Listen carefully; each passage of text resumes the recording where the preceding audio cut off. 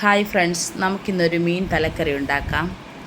ആദ്യം മീൻ കഴുകി വൃത്തിയാക്കി എടുത്തതിന് ശേഷം ഒരു ചട്ടിയിൽ എണ്ണ ഒഴിച്ച് ചൂടായി വരുന്ന സമയം ഉലുവ, കടുക്, ഇഞ്ചി ചെറുതായിട്ട് അരിഞ്ഞത്, പച്ചമുളക്, വെളുത്തുള്ളി ചെറുതായിട്ട് അരിഞ്ഞത്, ആവശ്യത്തിന് സവോള ഒരെണ്ണം അരിഞ്ഞത്,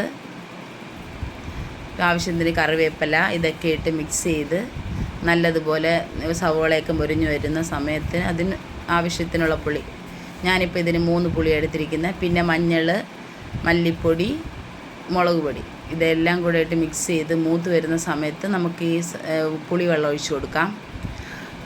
അതിന് ശേഷം നമുക്ക് ആവശ്യത്തിന് വെള്ളം ഒഴിച്ചിട്ട് തിളച്ച് വരുമ്പോൾ ആവശ്യത്തിന് ഉപ്പിട്ട് കൊടുക്കാം. പിന്നെ നമ്മൾ കഴുകി വൃത്തിയായി വെച്ചിരിക്കുന്ന തല കഷ്ണങ്ങളെല്ലാം പറക്കി മീനകത്ത് ഈ കറിക്കകത്ത് ഇട്ട് കൊടുക്കാം. നമുക്ക്